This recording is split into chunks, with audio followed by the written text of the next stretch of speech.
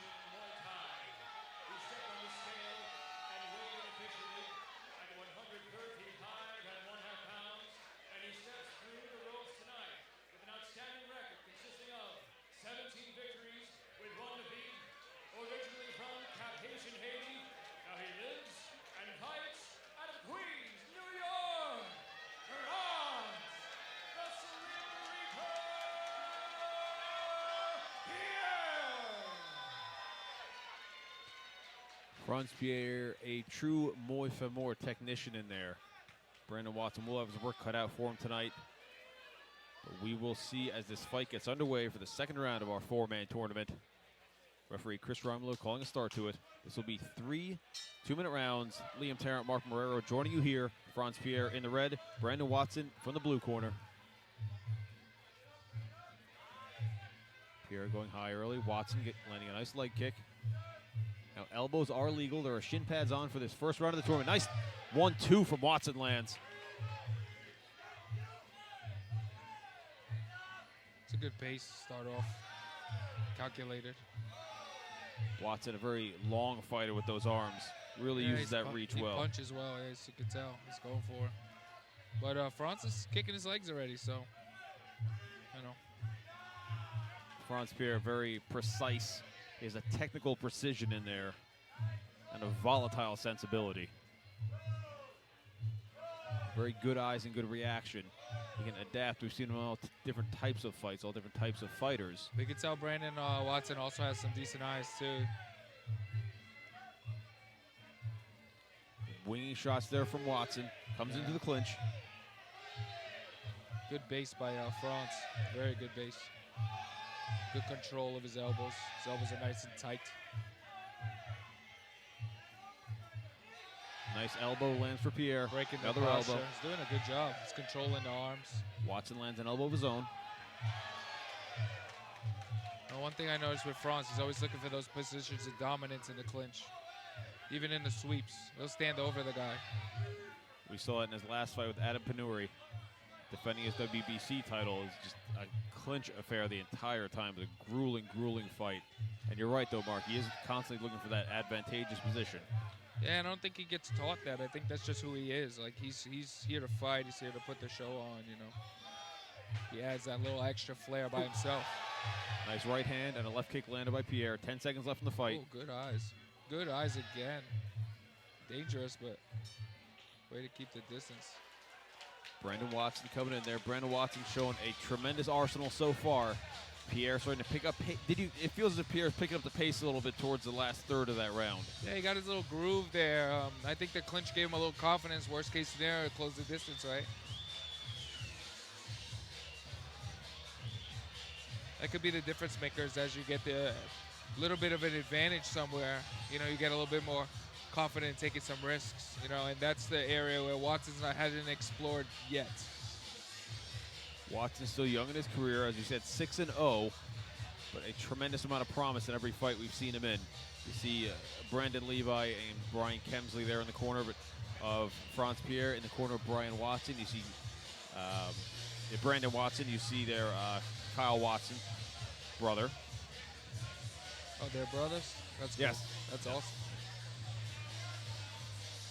They have a tremendous, tremendous team there at Fight Lab in Fort Lee, New Jersey. They've been putting out great fighters this year. And here we go, second 2-minute round. Frantz Pierre in the red, Branden Watson in the blue. Nice body shot from Pierre. Watson going upstairs. Watson really loading up on these punches. Pierre angling out nicely. Nice check. Will discourage him a little bit from those kicks. I would say Watson should kick first because he wants to land his hands. To set those hands up, distract them low, finish high, you know. But what a frame. Again, that dominating position. Nice low kick from Watson. Pierre coming over the top. See, now all of a sudden Watson's clinching, you know. He wants to beat him to the position, but he forgot he wanted to punch. So these little factors add up. You know, he's wearing him down, Pierre swinging around nicely. So watch what happens when they break, you know. He's going to be able to close. Look, Frantz just walking straight forward. He knows, here I am. I'm back in your face. Now Watson's got to disrupt that with his hands again. See, now he's waiting. He's not sure. Nice winging shot there from Pierre. See, now we're back. Clinch. This is where Frantz wants to be. He knows he could win it. And it's a safe situation considering what Austin Stryker just went through. You know, winner gets Austin. So he's not taking any damage. He's safe. He's dominating the positions. No damage. Watson seeming slightly hesitant, like he's loading up on these punches sometimes and ends up right in clinch range. Yeah. Nice catch there from Watson. Can't quite do anything with it. Elbow attempt. Oh, solid right hand from Watson. That was clean. Frantz rolled with it a little, though, but still clean. End of the second round here. We go into the third and final round of this fight.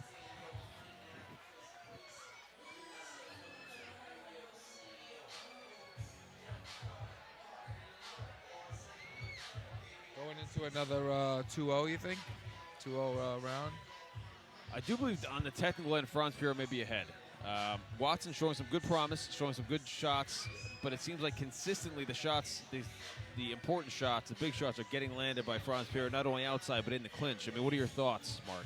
Yeah, I think that, exactly. I think the clinch showed a lot of dominance early in the first round, and now in the second round, he's kind of initiating the clinch first. It's not like Watson's the one jumping into the clinch doing some work. It's Frantz is really dictated by going forward, and so Watson's playing a little defensive. He needs to let his hands go. He needs to really risk it all, right? Like, I'm not saying get himself hurt, but he needs to take more risks. Third and final 2-minute round here. Frantz Pierre out of the red corner. Branden Watson out of the blue. Nice evasion from Watson. Watson trying to go to the town on the midsection there with the shoe shine. But Pierre, I mean, that's just maintaining defensive, you know. He's getting his head pulled down. He doesn't know how to get his posture back. Those punches really don't do anything. It's just giving Frantz that authority over him. You know.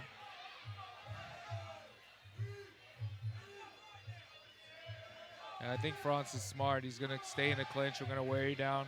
He's got the cardio for it. I've never seen him gassed before. No, neither have I. See, look, right back to it. It's very calculated. Frantz Pierre, a very intelligent fighter in there as far as strategic-wise and applying his game plan and making the fight go where he wants. Maintaining that I think it's the hands, control. body punching, you know. If he really decide, I don't know why he stopped it, but he could have hit him with elbows if he decided, but he controlled the posture, break him down, you know.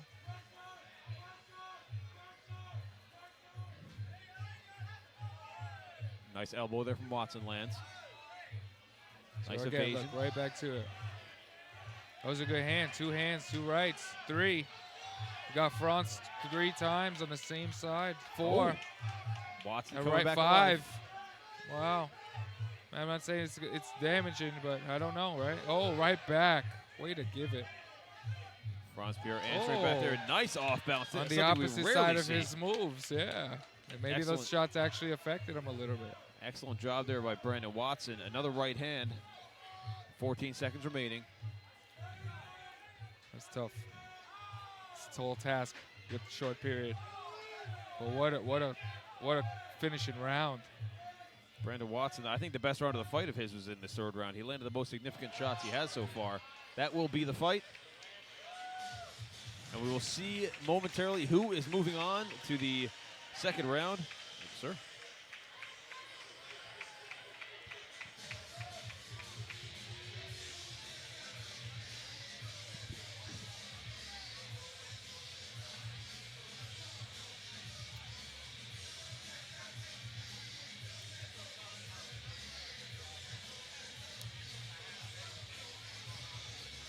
We will see here who is going to move on tonight to fight Boston Striker to determine who is at the top of the 135-pound division. We await the judge's decision in this fight.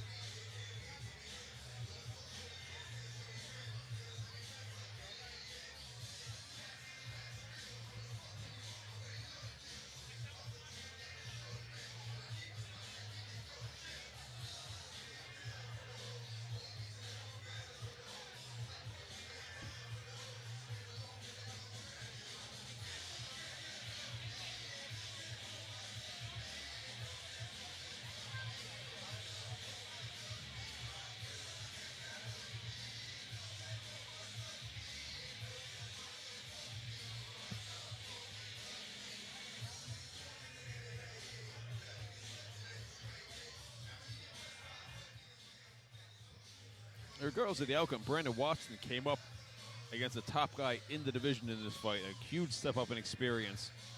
He's going to be good. He's going to be, he showed, you know, he's got some grit. He's got good hands. He sets up some kicks. We go to Michael Hansen for the official decision. Ladies and gentlemen, after 3 rounds of Muay Thai, we go to the scorecards. And all 3 judges scored this fight 29-28 for your winner by unanimous decision and advancing to the tournament final later tonight. Frantz, the Slim Reaper, Pierre. Frantz Pierre moving to 18-1 in his career. Branden Watson doing a tremendous job. As you were saying there, Mark, Branden Watson showed a lot of promise in that fight and a lot of great stuff. Yeah, imagine that being a 5-rounder, you know, could have gave us a crazy 4th and 5th round. You know, not taking anything away from Frantz at all. He could have came back in the 4th and did.